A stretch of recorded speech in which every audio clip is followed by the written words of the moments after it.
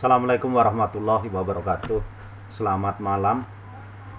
Berjumpa kembali dengan saya dalam belajar bersama Dono Santosa.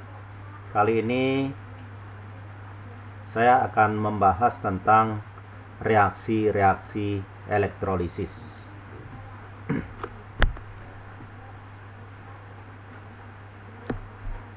Sebelum sampai kepada contoh soal, sebagaimana biasa akan saya sampaikan dulu ringkasan teorinya atau konsepnya.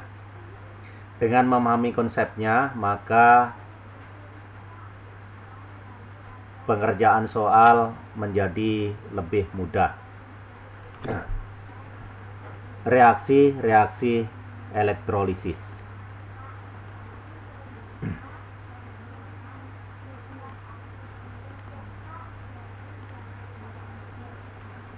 Pada sel elektrolisis,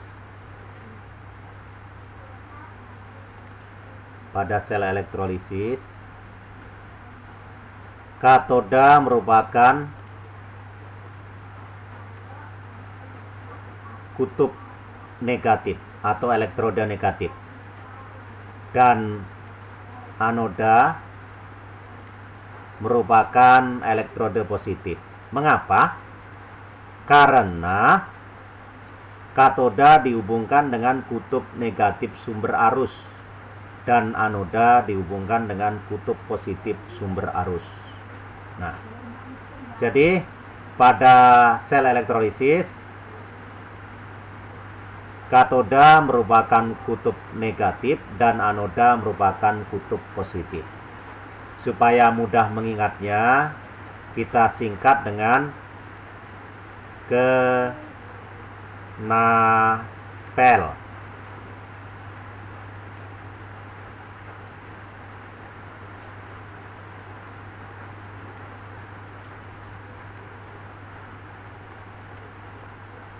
Kenapel ya. Kenapel ini singkatan dari katoda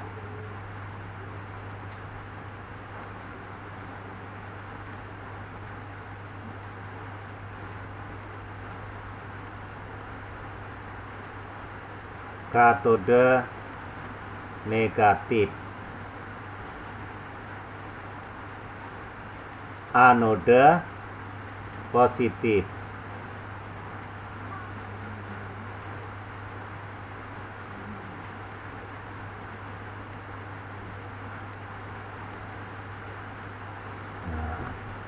Katoda negatif, anoda positif, L-nya itu adalah elektrolisis. Jadi maksudnya pada sel elektrolisis, katoda merupakan elektroda negatif dan anoda merupakan elektroda positif. Kemudian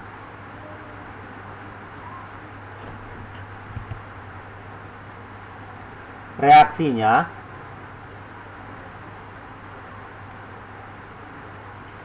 di katoda terjadi reaksi reduksi dan di anoda terjadi reaksi oksidasi. Ini kita singkat dengan karet. Karet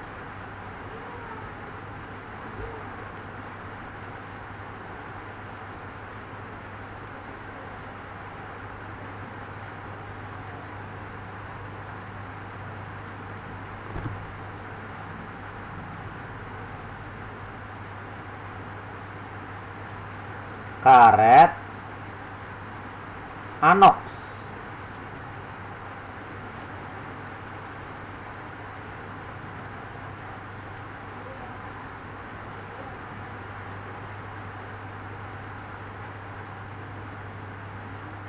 Karet anoks. Singkatan apa? Karet, katoda reduksi.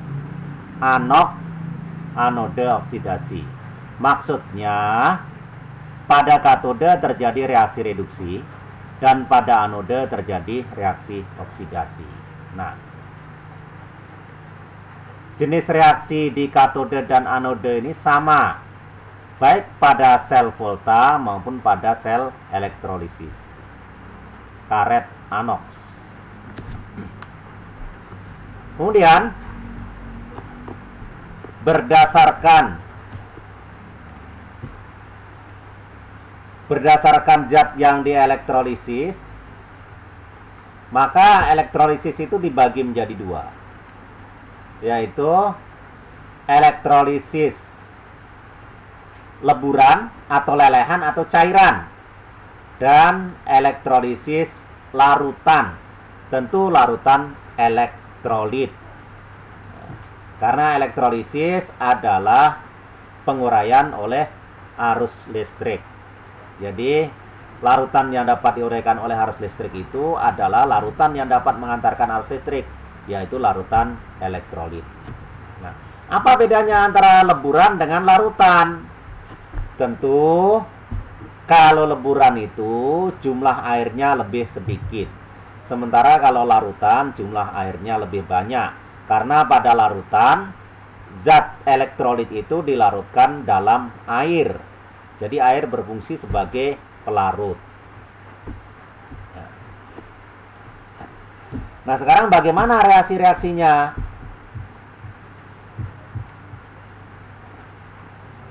Kalau pada elektrolisis leburan, ini sudah pasti. Ini sudah pasti bahwa kation direduksi di katode. Ingat tadi karet katode reduksi. Jadi pada elektrolisis leburan itu kation sudah pasti direduksi di katode dan anion sudah pasti dioksidasi di anode. Ya. Tadi anode oksidasi. Jadi pada elektrolisis leburan di katode itu terjadi oksidasi anion atau ion negatif. Itu kalau pada elektrolisis leburan.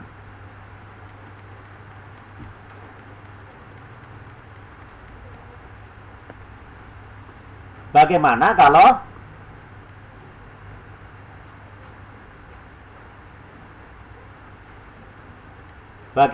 kalau yang dielektrolisis itu adalah larutan? Nah, pada elektrolisis larutan elektrolit, maka reaksi yang terjadi belum tentu melibatkan kation atau anion yang berada dalam larutan, tetapi bisa saja melibatkan molekul air sebagai pelarut atau bahkan elektrodenya.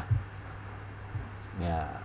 Jadi kalau pada elektrolisis larutan elektrolit ini, ya, yang direduksi di katode belum tentu kation yang ada dalam larutan. Demikian juga yang dioksidasi di anode belum tentu anion dalam larutan itu. Bisa saja molekul airnya, atau bisa saja yang dioksidasi di anode itu adalah elektrodenya atau anodenya itu sendiri. Nah, hal ini bergantung pada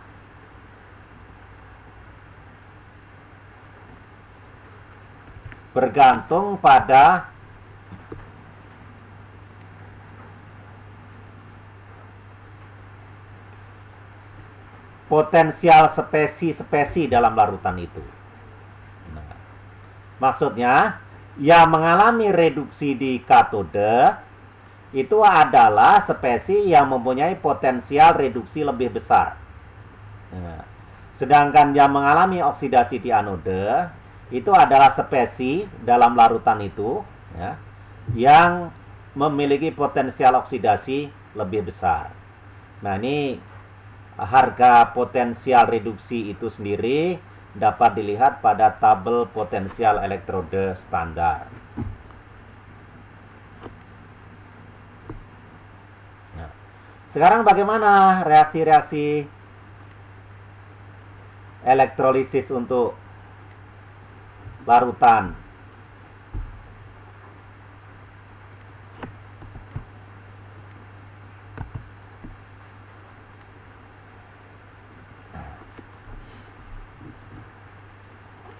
Perhatikan skema ini. Jadi, untuk elektrolisis larutan elektrolit, maka reaksi di katode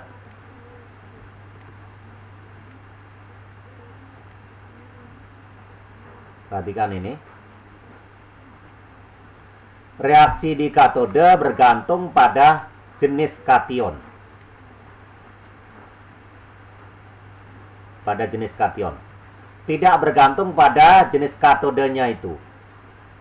Tetapi bergantung pada jenis kation. Jenis ion positif yang ada dalam larutan itu.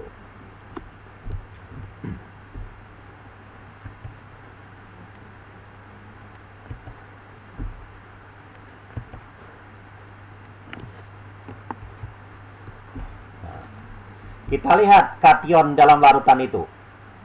Kation dalam larutan itu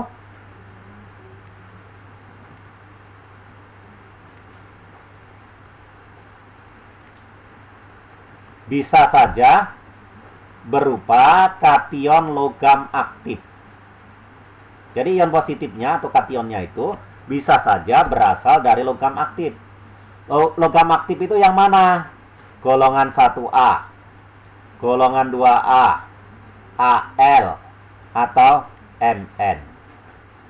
Nah, logam-logam ini, ya, ion logam ini, ion-ion logam ini, misalkan ion logam golongan 1A, Na+, K+, golongan 2A, Ca2+, misalnya, Mg2+, Al ini Al3+, Mn, Mn2+, kationnya.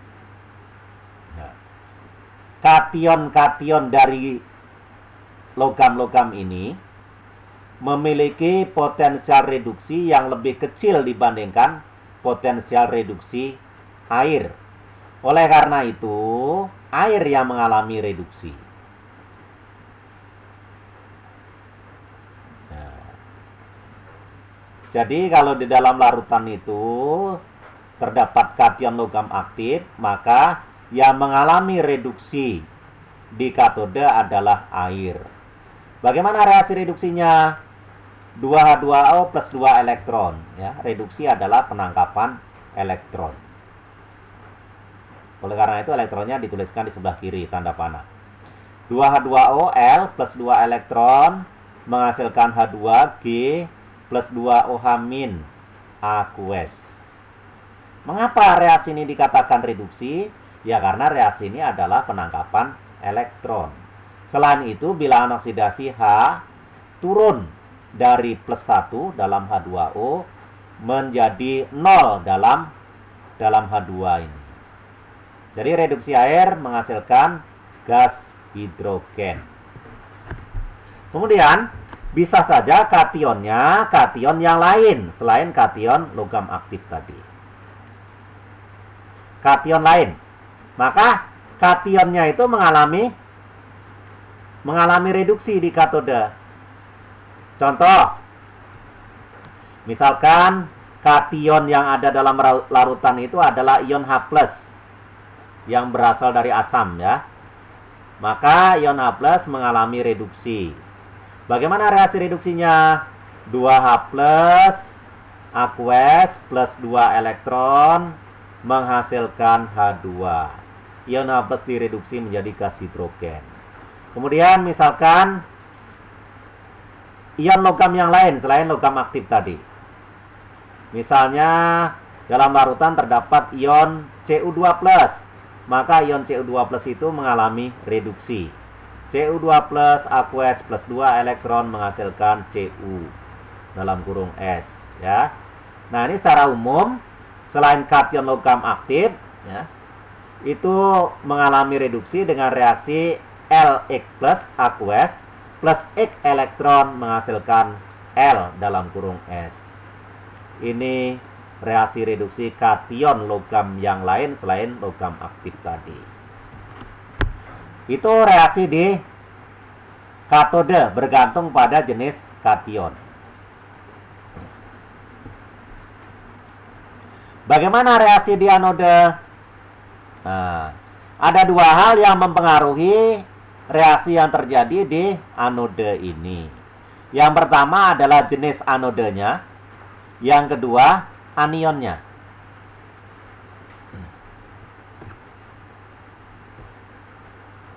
Kita lihat.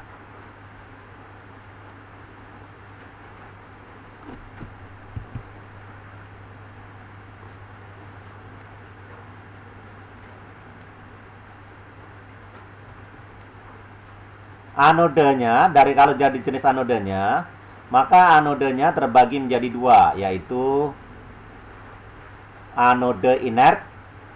Anode inert ini ada tiga, yaitu PT atau platina, Au atau emas, aurum, C atau karbon atau grafit. Nah, anode inert ini anode yang tidak ikut bereaksi. Ya. Jadi anode ini kan bagian dari elektrode. Elektrode itu terdiri dari katode dan anode. Kalau disebutkan elektrode inert, berarti katode dan anodenya itu inert. Nah, elektrode inert ini ada tiga, yaitu PT, C, dan Au ini. Nah, sekarang kalau anodenya itu inert, maka reaksi di anode bergantung pada jenis anion. Jenis anion dalam larutan itu, jenis ion negatifnya, dikelompokkan menjadi dua. Apakah sisa asam oksi atau anion yang lain, sisa asam lain. Nah, anion yang lain ya, sisa asam lain atau ion OH- ini. Nah, kalau sekarang andai kata anodenya inert, kemudian anionnya adalah sisa asam oksi ini, ya. Sisa asam oksi itu adalah sisa asam yang mengandung oksigen. Ya. Sisa asam yang mengandung oksigen contohnya SO4 2-, NO3-, PO4 3-, CO3 2-, ya, ClO4-. Ya. Ini adalah sisa asam oksi, yaitu asam-asam yang mengandung oksigen. Sisa asam itu selalu anion atau ion negatif. Nah, kalau anodanya inert, PT, C atau Au tadi, kemudian sisa asamnya oksi, maka air mengalami oksidasi di anode itu. Bagaimana reaksi oksidasinya? Ini 2H2OL menghasilkan 4H plus aqueous plus O2G gas ya, gas plus 4 elektron. Oksidasi adalah pelepasan elektron. Oleh karena itu elektron dituliskan di sebelah kanan tanda panah. Ya, elektronnya dianggap sebagai produk atau hasil reaksi. Yang namanya produk dituliskan di sebelah kanan tanda panah. Nah, selain itu, mengapa reaksi ini dikatakan reaksi oksidasi air atau airnya mengalami oksidasi? Karena bilangan oksidasi oksigen bertambah dari minus 2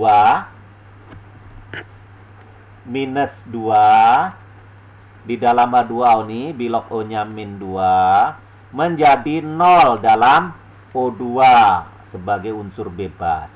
Jadi bilok O dalam H2O itu mengalami pertambahan dari -2 menjadi 0. Oleh karena itu reaksi ini dikatakan sebagai reaksi oksidasi air atau airnya teroksidasi. Itu kalau anodenya inert. Nah, bagaimana kalau anodenya tak inert? Anodenya tak inert berarti anodenya selain yang tiga ini. Selain C, PT, dan AU ini. Selain karbon, platina, dan emas ini. Nah, kalau anodanya tak inert, ya, tak inert, maka anodanya itu teroksidasi.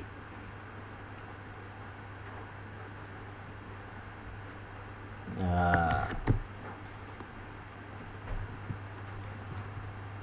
Oh ya, tadi maaf, ini kelewatan.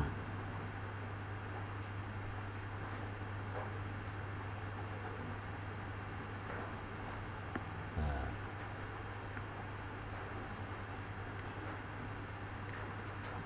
Yang ini ya kelewatan ya, kita bicarakan dulu yang ini.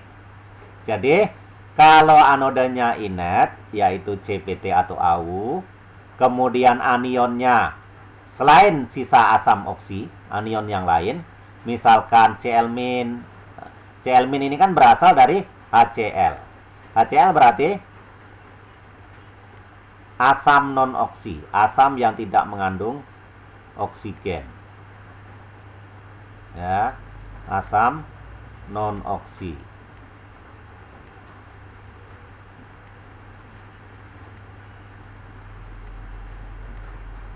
Kan tidak mengandung oksigen ini. Nah, Cl- berarti sisa asam non-oksi. Berbeda dengan misalnya H2SO4.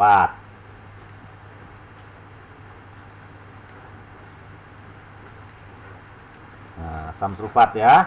Ini jelas-jelas asam oksi karena mengandung oksigen.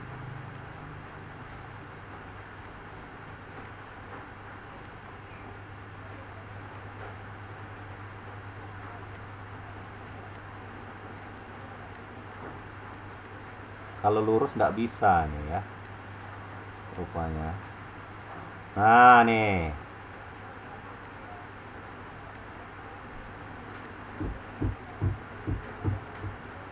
jadi SO42- adalah sisa asam oksi, yaitu asam sulfat atau H2SO4, asam yang mengandung oksigen. Berbeda dengan ion Cl-. Ion Cl- adalah sisa asam non-oksi, yaitu HCl, asam yang tidak mengandung oksigen. Nah, kembali ke sini.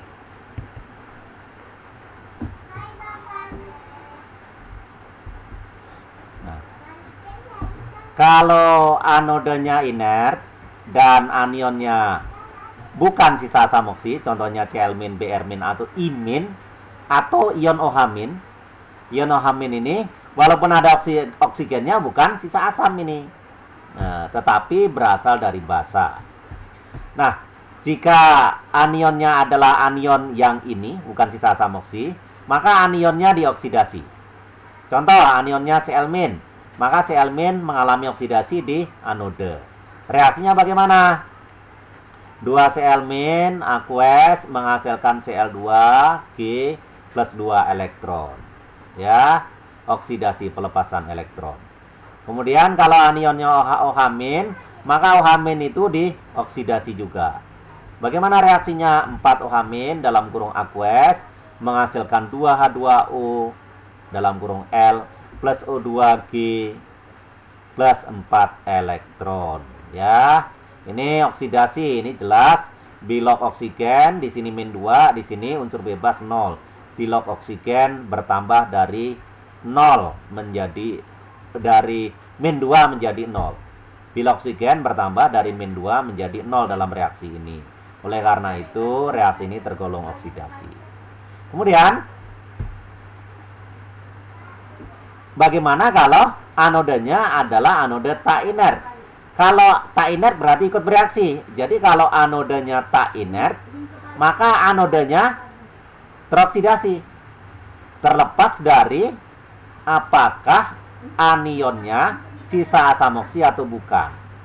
Kalau anodenya tak inert, maka anodenya itu sendiri mengalami oksidasi. Contoh misalkan anodenya Cu, maka Cu mengalami oksidasi. Cu dalam kurung S menghasilkan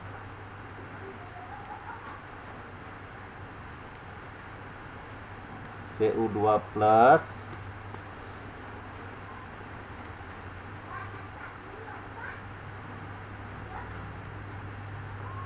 dalam kurung aqueous plus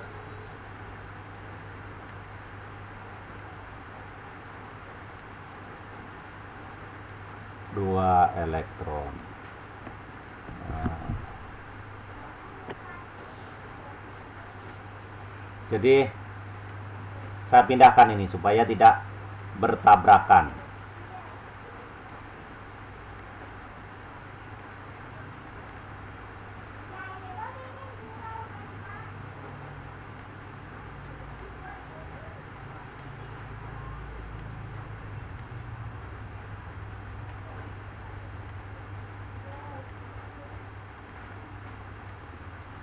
Kalau bisa dipotong lebih cepat ya pindahkannya.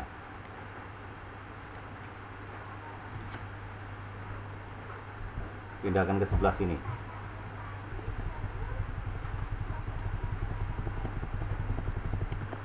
Nah, dah, jadilah.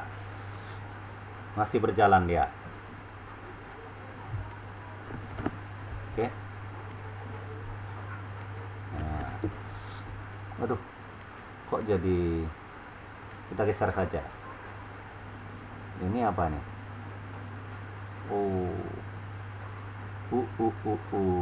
Ini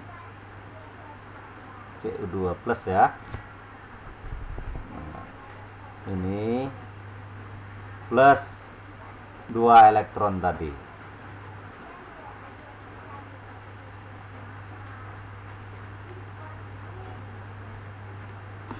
Ini kok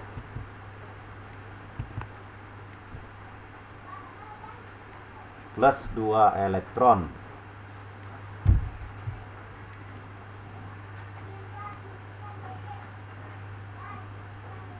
Nah, jadi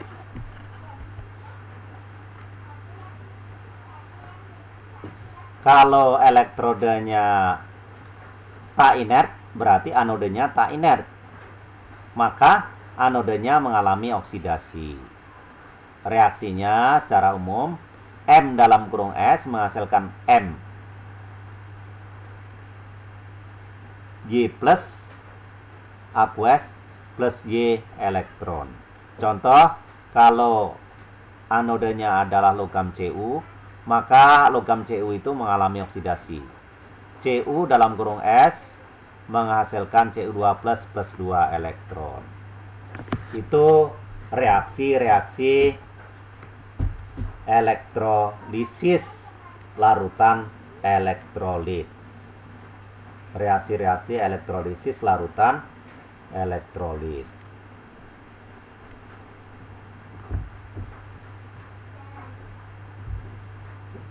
Ini tolong dipelajari konsepnya.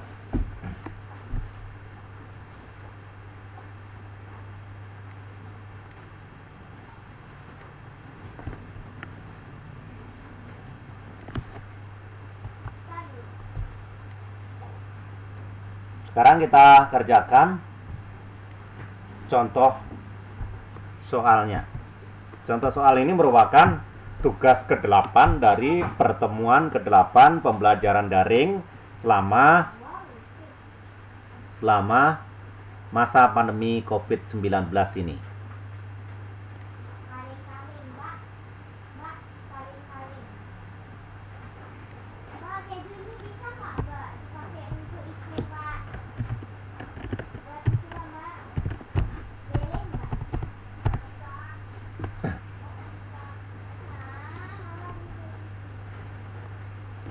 Satu, tuliskan reaksi elektrolisis lelehan MgCl2 dengan elektrode C. Jadi elektrodenya karbon.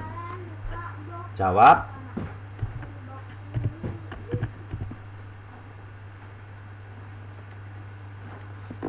Tadi kalau elektrolisis lelehan itu reaksinya sudah pasti. Reaksinya sudah pasti di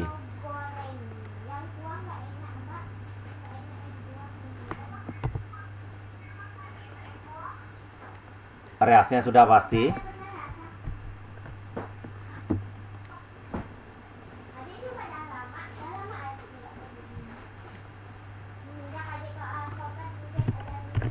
Kation direduksi di anode, kation direduksi di katode, sedangkan anion dioksidasi di anode.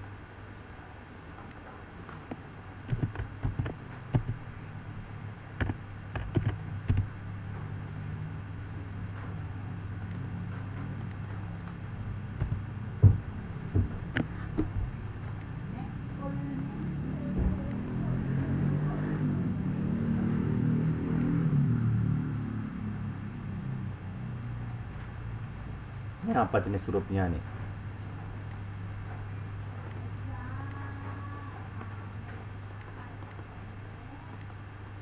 Arial black. Nah, udah nanti kita buat saja semuanya Arial black. Bagaimana reaksi di katode? Katode tadi elektroda negatif atau kutub negatif. Nah, yang mendekati kutub negatif itu adalah ion positif, yaitu Mg2+.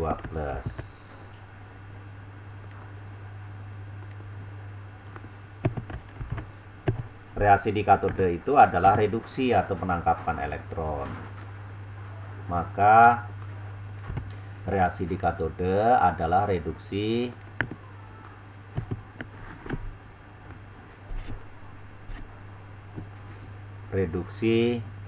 ion Mg2+ itu.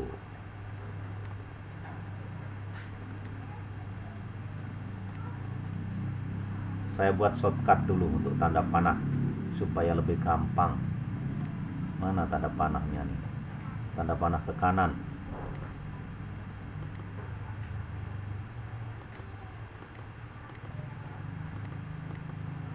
Mana tanda panah ke kanan ini? Nih. Oke. Shortcutnya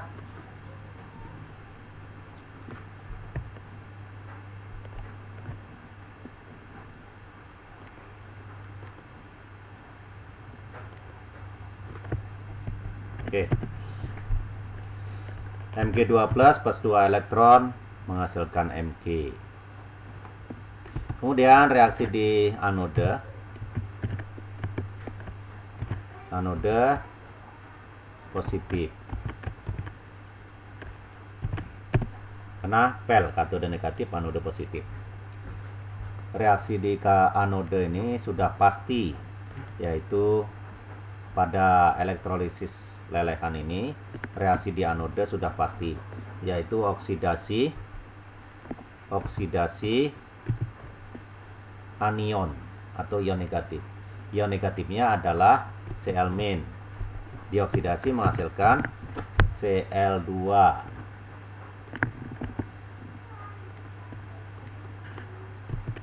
plus 2 elektron.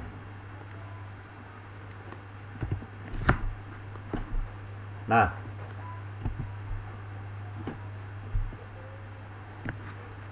reaksi totalnya kita jumlahkan kedua reaksi ini.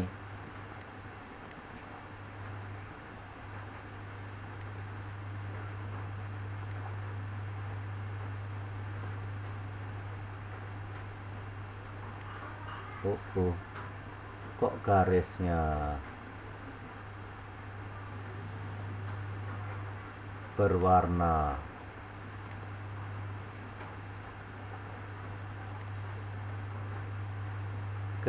berwarna biru? Saya maunya hitam. Coba pakai ini, Jak. Bisa tak? Bisa tak garisnya pakai ini, Jak?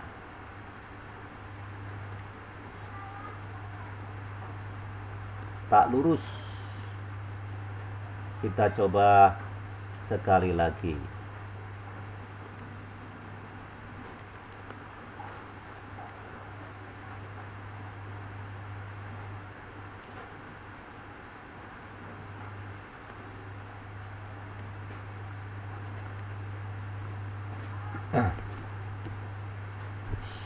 Nah, ini di katode diserap 2 elektron, di anode dilepaskan 2 elektron. Maka kedua elektron ini dapat kita coret, sehingga reaksi totalnya adalah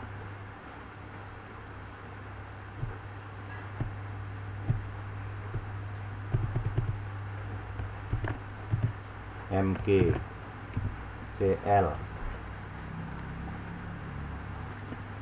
2 masih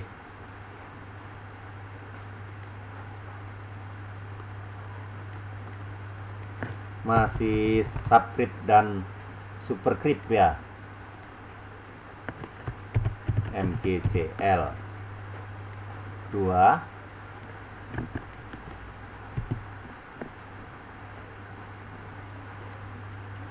kok ke atas. MgCl 2 menghasilkan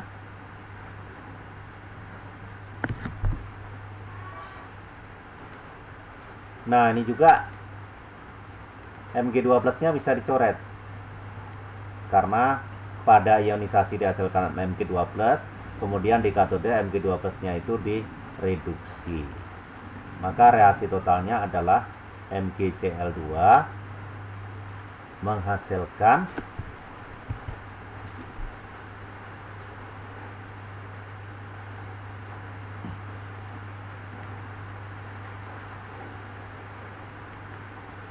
ini ion Cl- juga bisa dicoret dalam reaksi totalnya.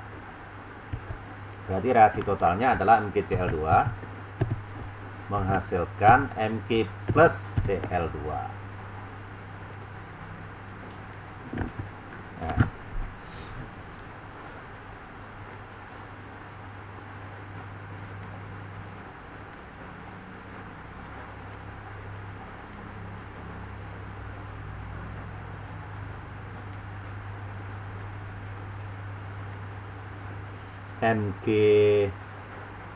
Mg-nya dihasilkan di katode, Cl2-nya dihasilkan di anode. Tuh.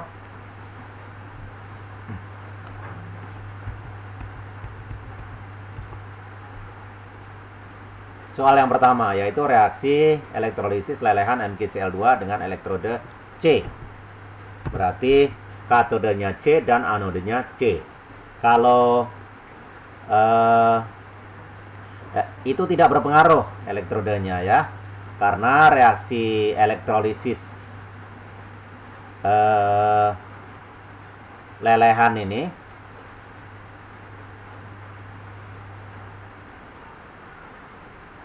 sudah pasti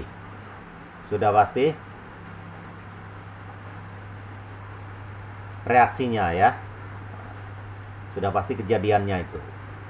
Kation direduksi di katode dan anion dioksidasi di anode.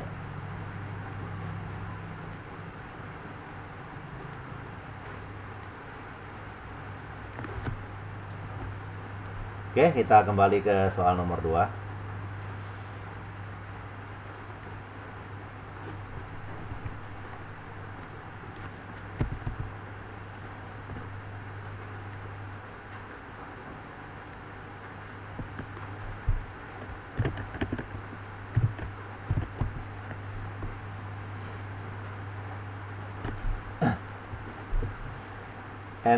Tuliskan reaksi elektrolisis larutan AgNO3 dengan elektrode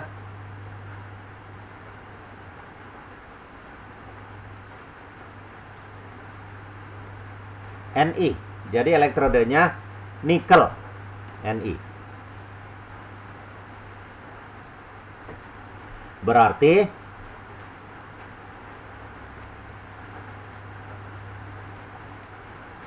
Berarti katodenya Ni, anodenya juga Ni.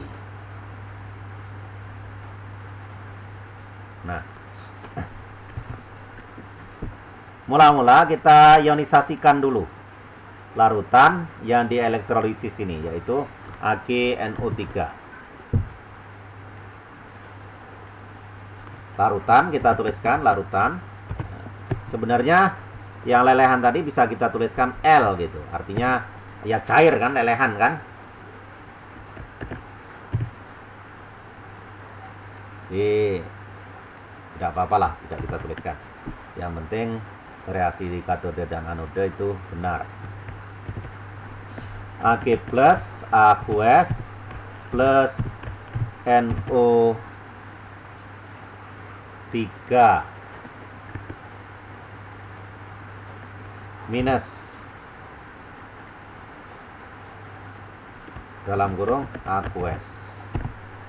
Kemudian reaksi di katode, ingat katode negatif, saya tuliskan dalam kurung ini. Nah, yang mendekati kutub negatif ini adalah ion positif.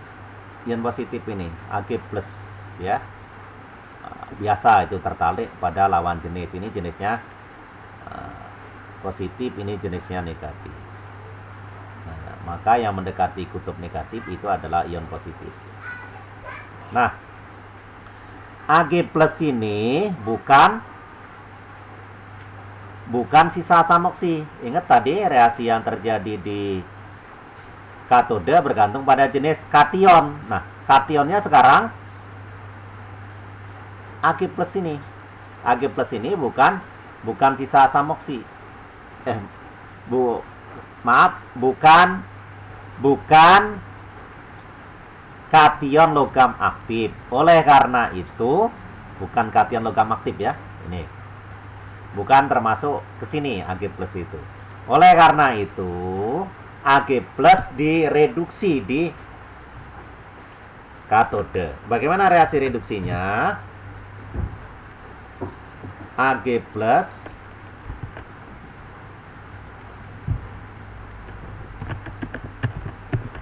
elektron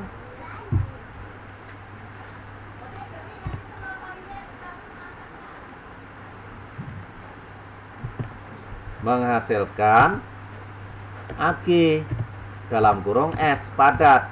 Ya. Kemudian reaksi di anode. Nah, reaksi di anode kita kembali ke atas lagi ke konsepnya. Ya. Reaksi di anode itu bergantung kepada jenis anodenya itu, apakah inert atau tak inert. Ya. Nah, yang inert itu C, PT, dan AU, ada 3 nih. Selain yang 3 ini berarti anodenya itu tak inert. Kita kembali ke soal. Nah, ini kan elektrodenya Ni, berarti katodenya Ni, anodenya Ni.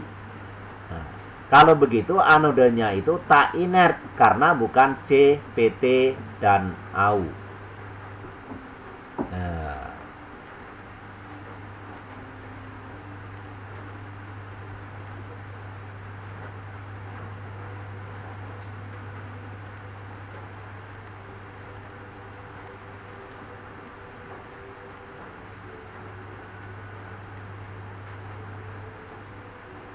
tak inert.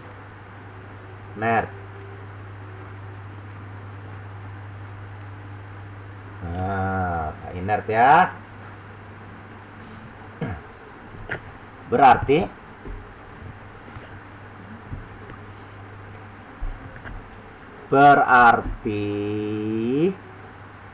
kalau anodenya tak inert, maka anodenya mengalami oksidasi. Kalau begitu, Ni mengalami oksidasi.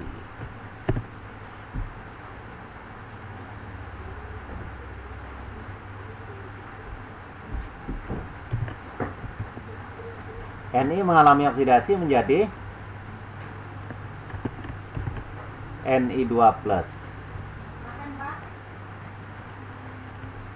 Dalam kurung aqueous plus 2 elektron. Nah, ini jumlah elektron yang diterima pada reaksi reduksi di katode itu 1. Kemudian jumlah elektron yang dilepaskan pada reaksi oksidasi di anode itu 2. Ini kita samakan dulu. Reaksi di katode dikalikan 2, kemudian reaksi di anode dikalikan 1.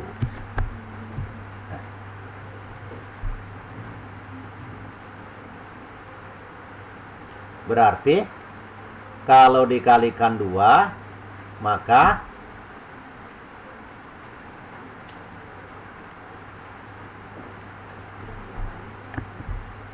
ini menjadi 2, ini juga menjadi 2.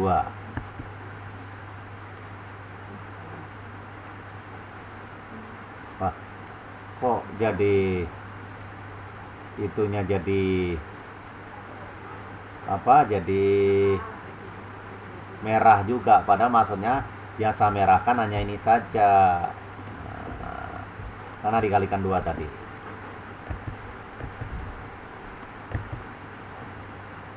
Nah, supaya sama, maka reaksi ionisasinya juga kita kalikan 2 saja.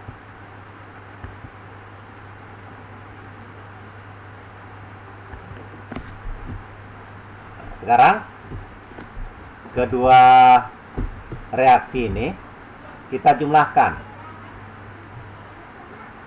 untuk mendapatkan reaksi selnya atau reaksi totalnya.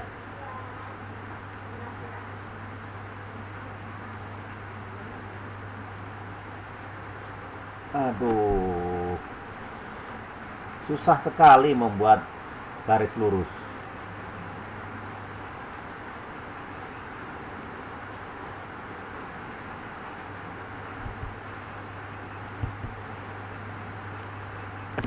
Udah, kita pakai garis saja. Insert. Nah, nih. Ini sudah pasti lurus. Tapi kok jadi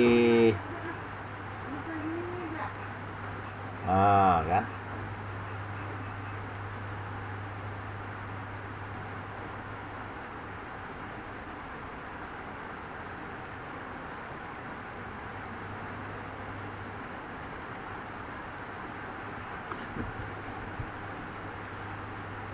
Jadi reaksi totalnya, nah, mana yang bisa kita coret? Pertama, 2 elektron sebelah kiri dengan 2 elektron sebelah kanan. Kemudian 2 Ag plus di sebelah kanan ini dengan 2 Ag plus sebelah kiri. Nah.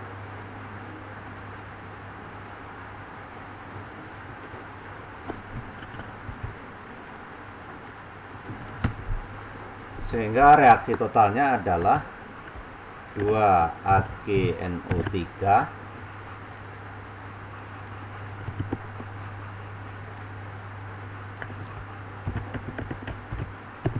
plus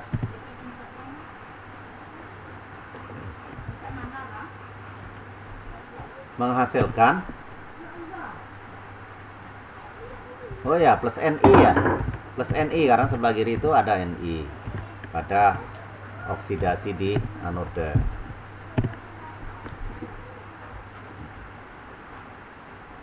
Menghasilkan sebelah kanan,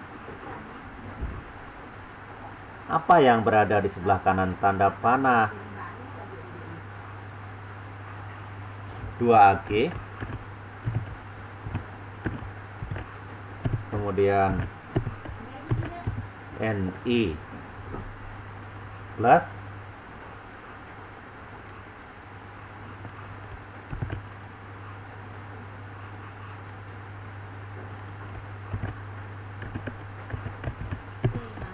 plus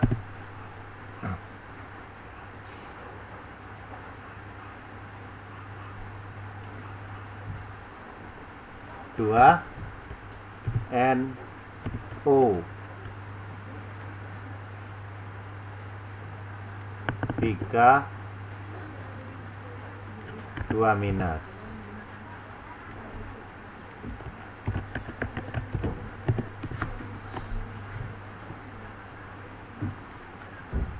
Kita share ke kiri saja.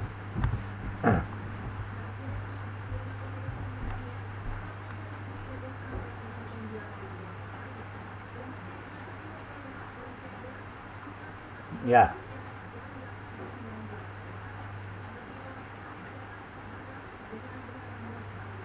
Maaf, ini Ni 2 plus.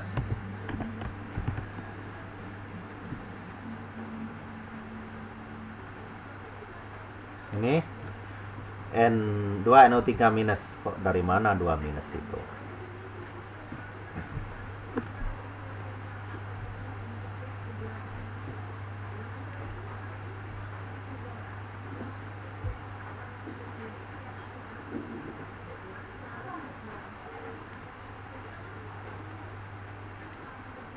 Nah, ini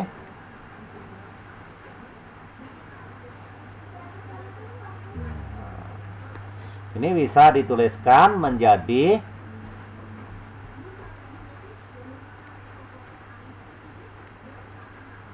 Ni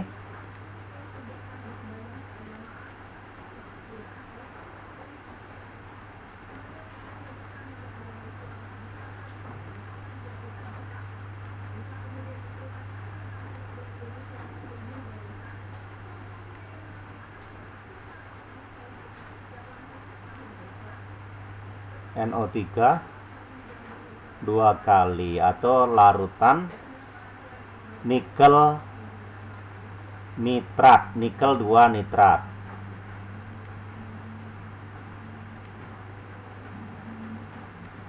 Nah, bisa, jadi reaksi totalnya bisa saja dituliskan 2NO3 aqueous plus Ni dalam kurung S menghasilkan 2 AgS plus NiNO3 2 kali dalam kurung Aq. Kemudian reaksi yang ketiga, tuliskan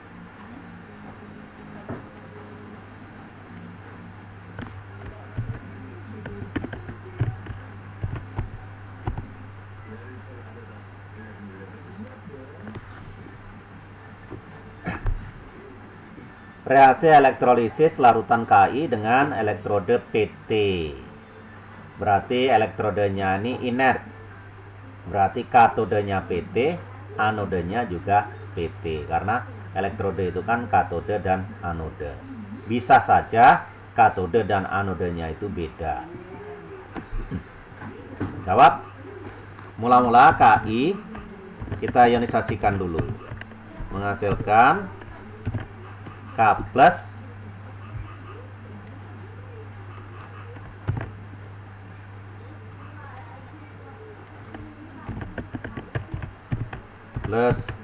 I minus.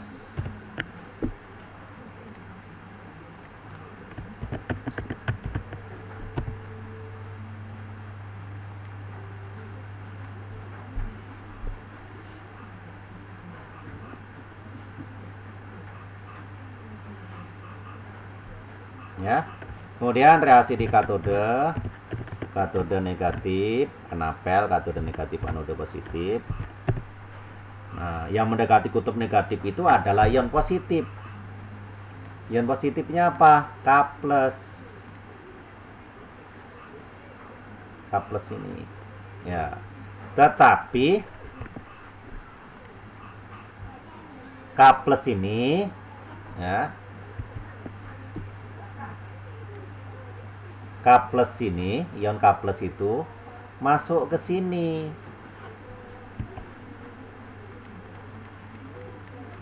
Masuk ke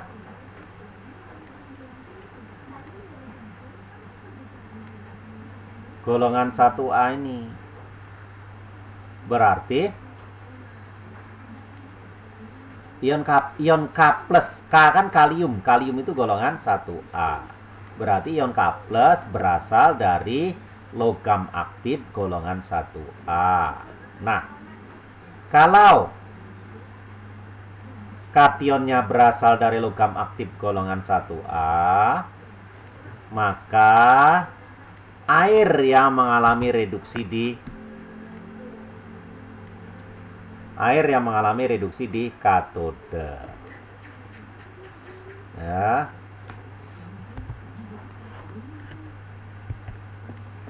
Bagaimana reaksi reduksi air 2H2O?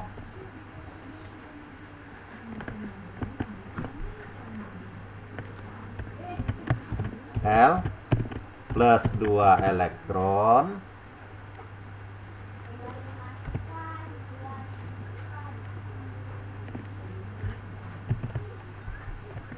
saya tidak membuat file yang udah jadi ya, melainkan saya kerjakan di sini supaya kalian bisa melihat prosesnya itu. Ya kalau salah, kalau terjadi kesalahan ya terlihat di sini. 2H2O dalam kurung L plus 2 elektron menghasilkan apa tadi? H2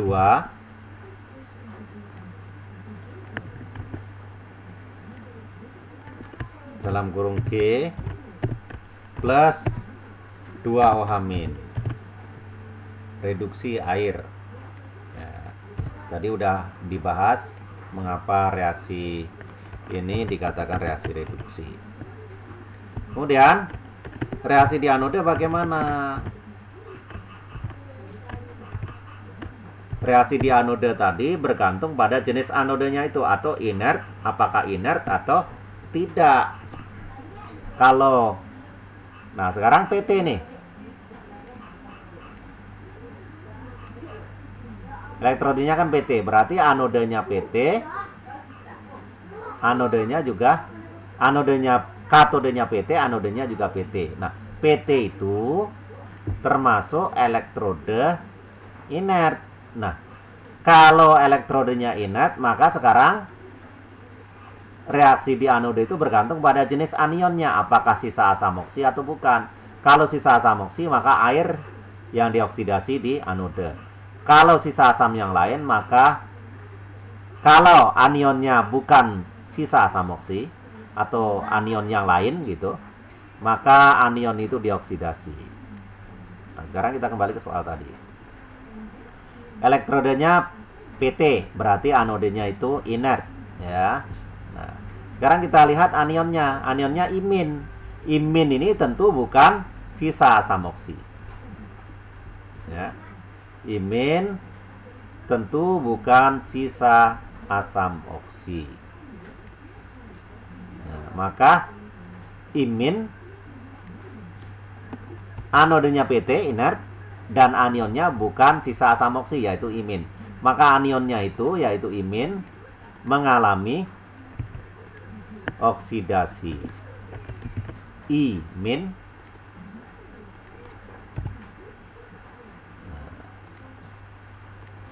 Imin menghasilkan I2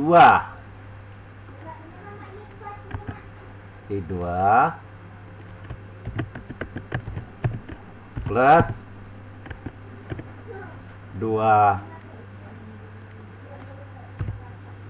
elektron. Ini kita kalikan 2 supaya setara. Nah, bagaimana reaksi totalnya? Itu elektron yang diterima pada reaksi reduksi dan elektron yang dilepaskan pada reaksi oksidasi udah sama. Tinggal kita jumlahkan. Dari tadi kok ininya biru terus ya. Ini saja.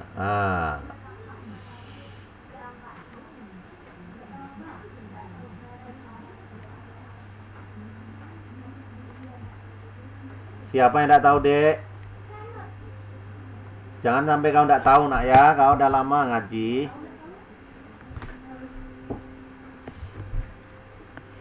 Jadi karena pada reaksi di anode itu ion iminnya ada 2, maka reaksi ionisasinya ini kita kalikan 2. 2Ki aqueous menghasilkan 2K plus aqueous plus 2 imin aqueous. Nah, gitu. Nah, untuk reaksi total zat-zat yang sama dengan jumlah yang sama di sebelah kiri dan sebelah kanan tanda panah kita coret. Berarti ini kita coret ini. Kita coret dengan ini. Apalagi elektronnya ini 2 elektron sebelah kiri dengan 2 elektron di sebelah kanan. Berarti reaksi totalnya adalah 2KI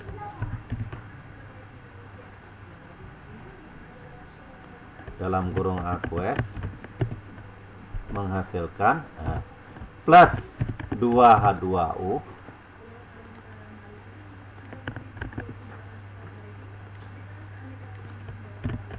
dalam kurung L menghasilkan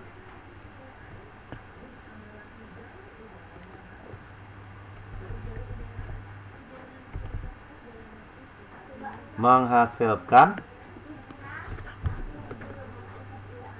2K plus di sebelah kanan ya.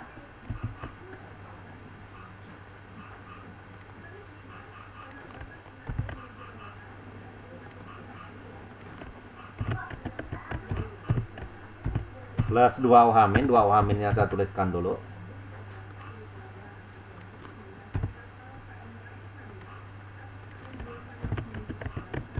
Plus H2.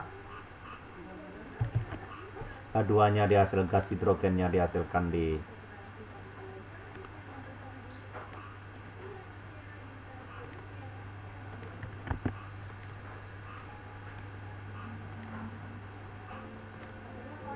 gas H2-nya dihasilkan di katode. Plus, maaf ini bukan AQ ya, karena yodium pada keadaan standar itu berwujud padat. Berarti ini padatan, dihasilkan padatan yodium di dasar larutan itu, di dasar tabung, di dasar tempat elektrolisis itu. Nah ini kok KI jadi I kecil, tadi udah diketikkan I besar. Atau bisa kita tuliskan begini, jadi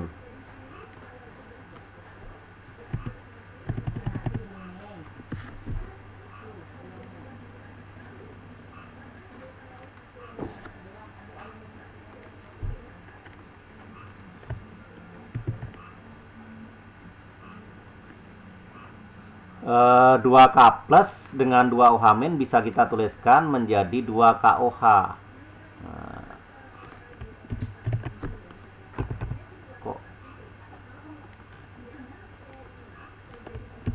Nah, ya, OH-nya itu dihasilkan di katode tadi. Berarti larutan di sekitar katode menjadi bersifat basa. Nih ya. Dua K plus dan 2 OH- ini.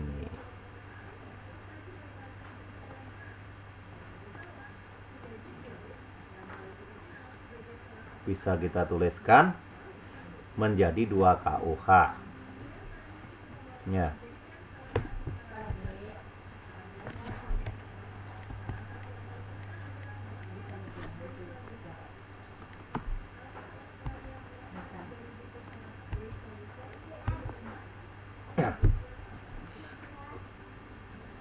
Kemudian soal yang keempat yaitu elektrolisis larutan H2SO4 dengan elektrode C. Jadi larutan asam sulfat di elektrolisis. Apakah bisa? Bisa saja, karena H2SO4 adalah larutan elektrolit. Larutan asam adalah larutan elektrolit. Elektrolit itu secara umum terbagi menjadi asam, basa, dan garam. Asamnya terbagi menjadi asam kuat dan asam lemah. Itu berdasarkan kekuatan asamnya. Basanya menjadi basa kuat dan basa lemah. Nah, tentu pertama-tama kita ionisasikan dulu H2SO4 ini. Jadi harus bisa ionisasi ya. Menghasilkan 2H+,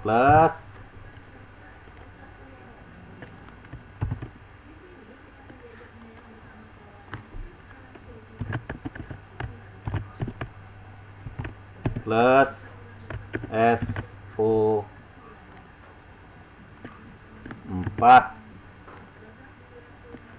2 minus.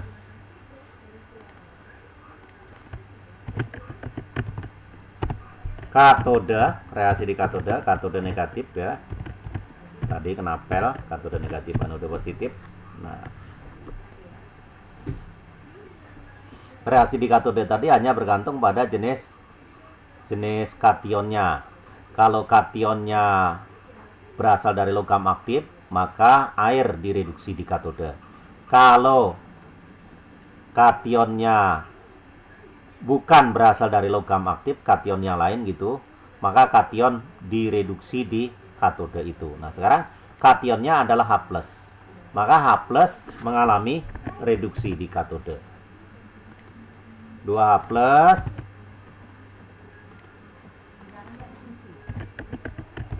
plus 2 elektron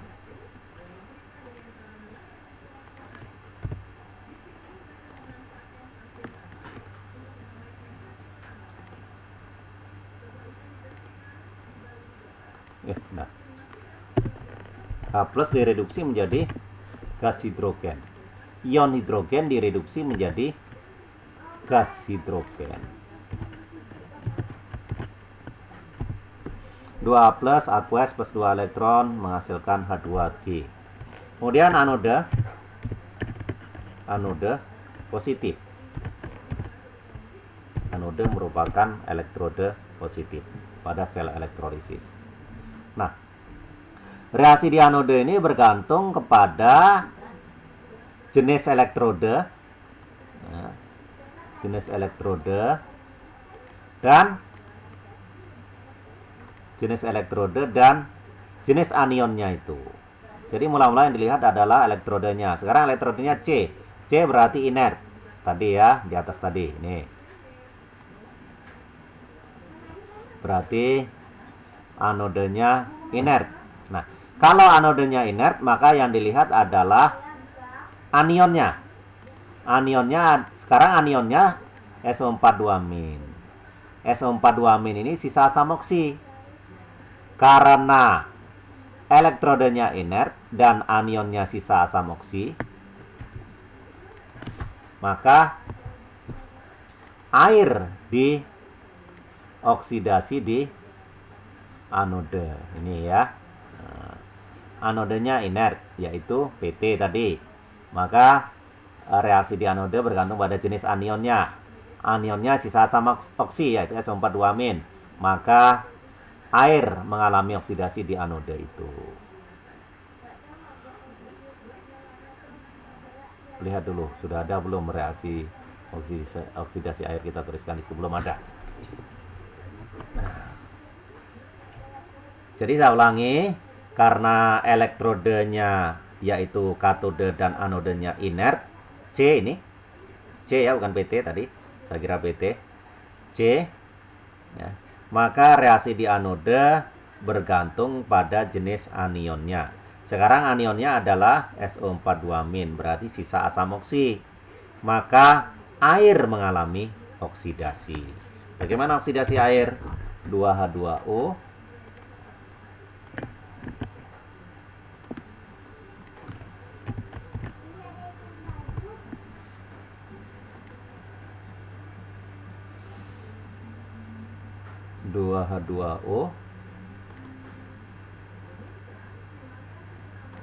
aduh, mana di mana ini anunya? Oh ya, 2H2O dalam kurung L menghasilkan 4H plus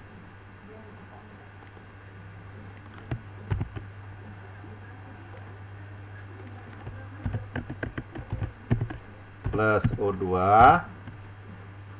ya. Oksidasi air itu menghasilkan gas oksigen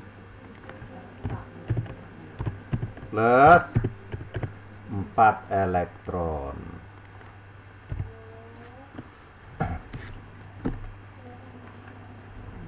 Sekarang reaksi totalnya bagaimana? Nah, ini harus kita samakan elektron yang diserap atau diterima di katode pada reduksi di katode dengan elektron yang dilepaskan pada oksidasi di anode.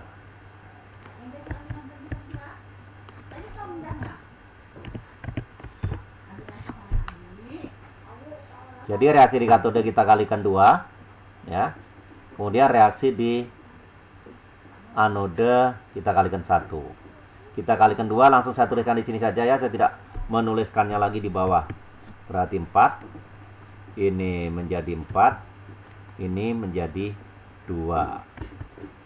Nah, kemudian supaya sama, ya, maka ionisasinya juga kita kalikan 2.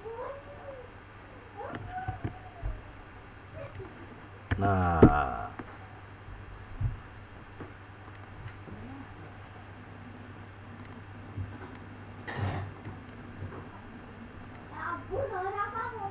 ini sepertinya panjang ini.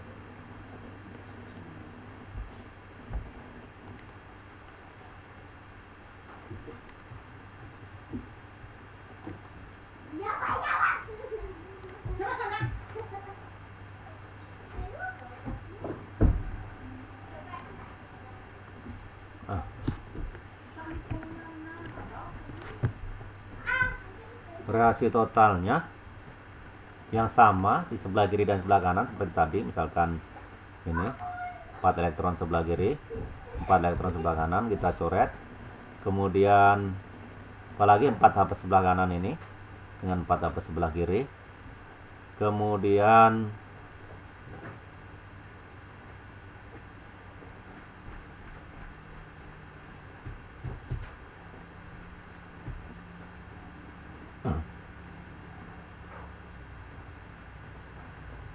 tak ada lagi, jadi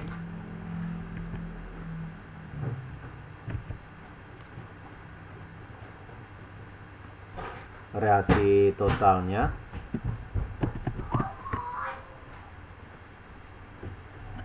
adalah, saya copy saja daripada saya ngetik lagi lama, 22SO4 plus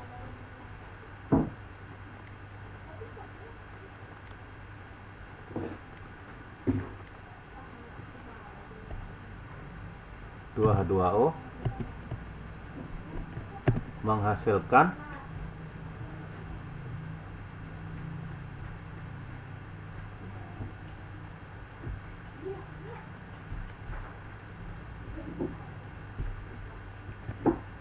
H plus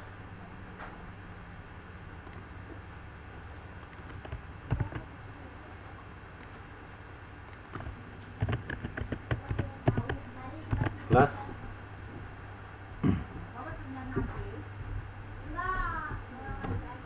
2SO4 2-, saya kopikan saja nih.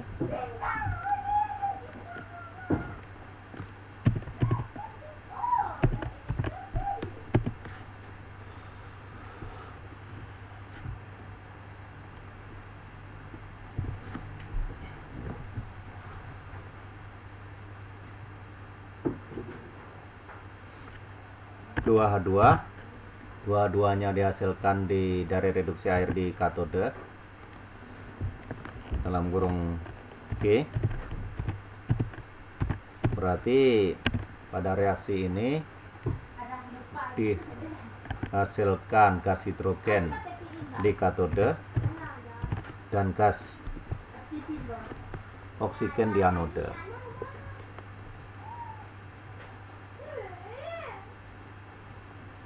Nah,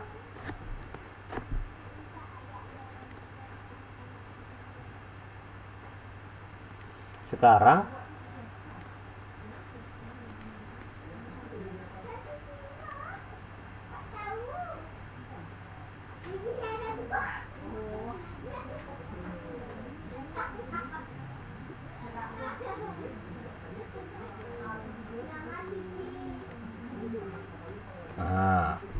sekarang 4H plus dengan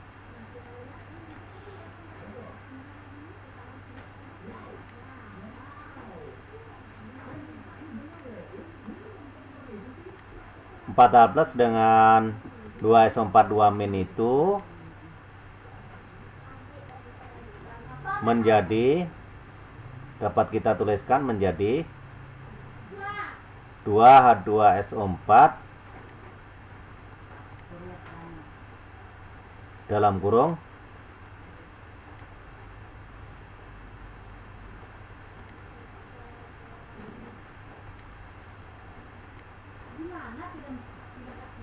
aqueous. Di satelitnya, di satelitnya di Cinasat 10. Nah, berarti reaksi bersihnya itu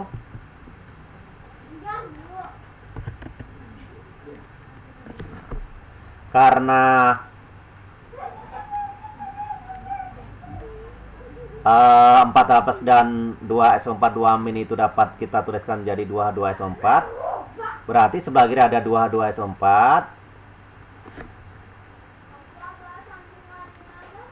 Sebelah kiri menjadi sebelah kiri ada 2H2SO4, sebelah kanan juga ada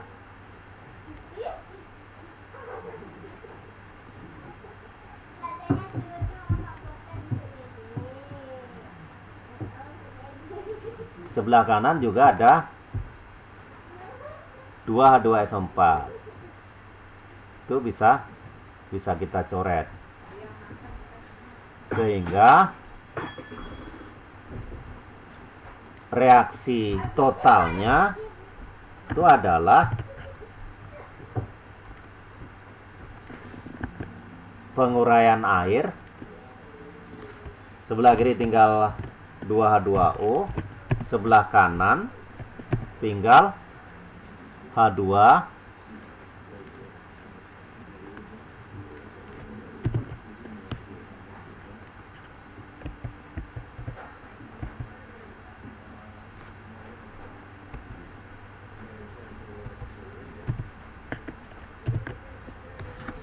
ini reaksi bersihnya ya.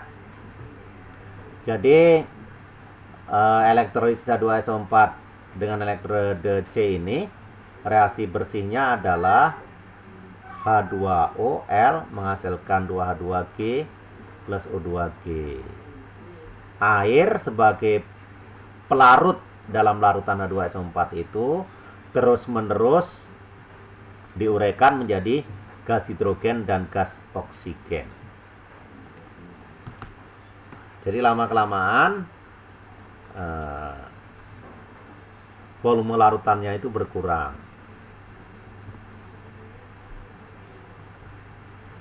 Bahkan mungkin larutannya habis karena airnya sebagai pelarut terus-menerus diuraikan menjadi gas hidrogen dan oksigen.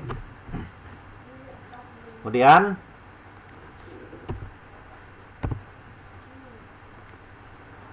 yang terakhir, tuliskan reaksi elektrolisis COSO4 dengan katode C dan anode Cu. Berarti katode dan anodenya ini berbeda.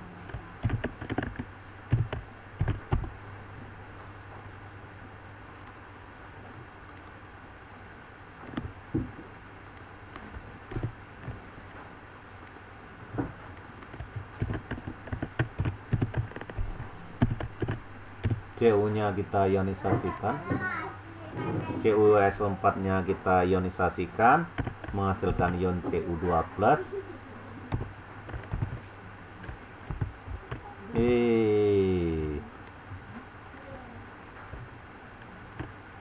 Lah. Oke. Nah. Plus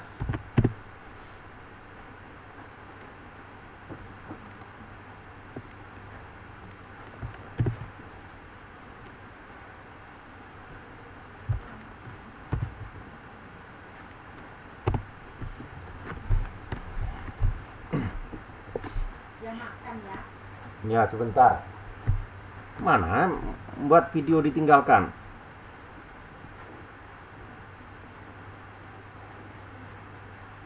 Aduh. Itulah saking sayangnya istri saya dengan saya kan. Saya belum makan diingatkannya untuk makan. Ya. Saya suruh nyuapin tidak mau.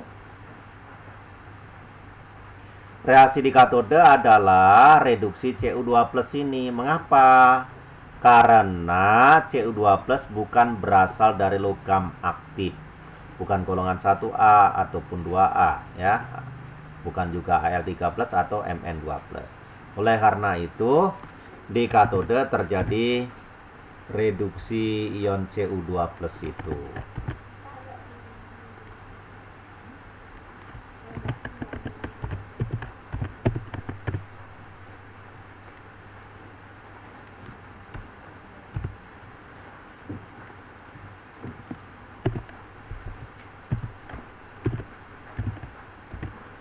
Kemudian sekarang reaksi di anode, kita lihat jenis anodenya. Reaksi di anode kan bergantung pada pertama dilihat jenis anodenya, inert atau bukan. Kalau inert, maka yang dilihat kemudian adalah jenis anionnya, sisa asam oksi atau bukan.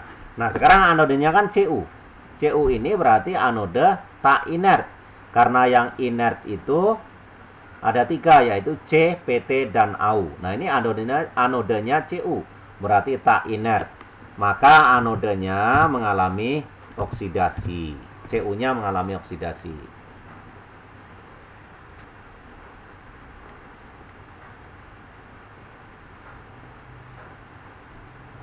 Cu-nya mengalami oksidasi. Menghasilkan apa? Menghasilkan Cu2 plus 2 elektron.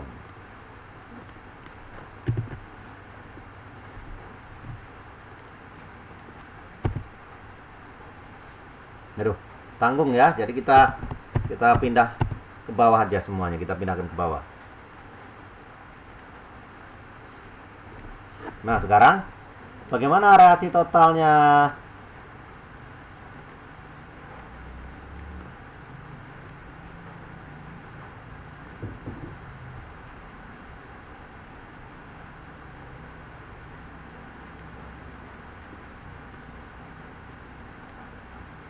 Format.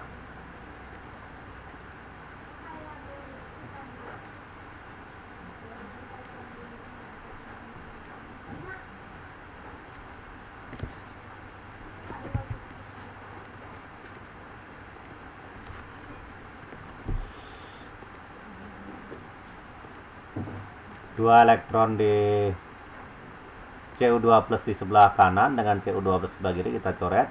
Kemudian 2 elektron di sebelah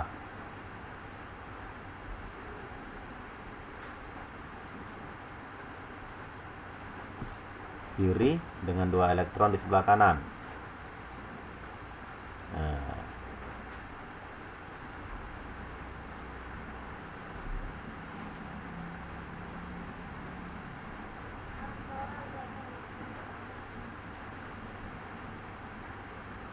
Kemudian CuS, Cu sebelah kiri dengan Cu sebelah kanan.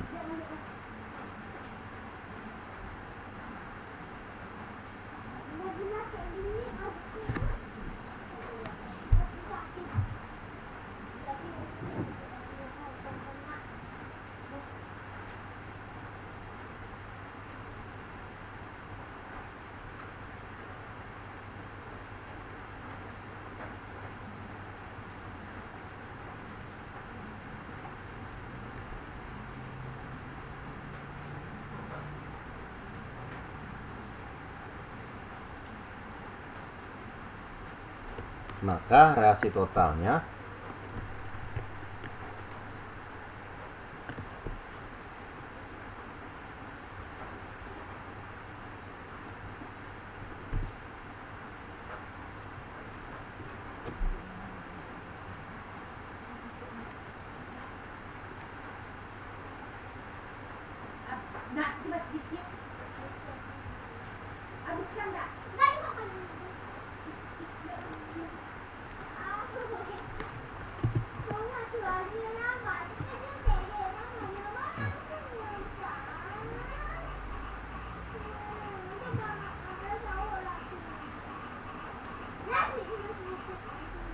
jadi reaksi totalnya adalah CuS4 aqueous menghasilkan Cu2 plus aqueous plus SO4 2-. Ini sama dengan reaksi ionisasi dari CuSO4 itu sendiri.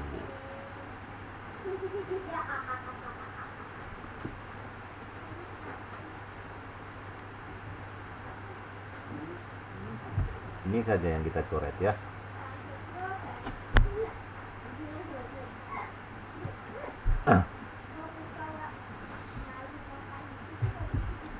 Demikian pembahasan tentang reaksi-reaksi elektrolisis. Mudah-mudahan bermanfaat untuk kita bersama, khususnya untuk anak-anak SMA atau MA yang mempelajari materi elektrolisis pada bab reaksi redoks dan elektrokimia. Atas perhatiannya saya ucapkan terima kasih. Selamat malam. Wassalamualaikum warahmatullahi wabarakatuh.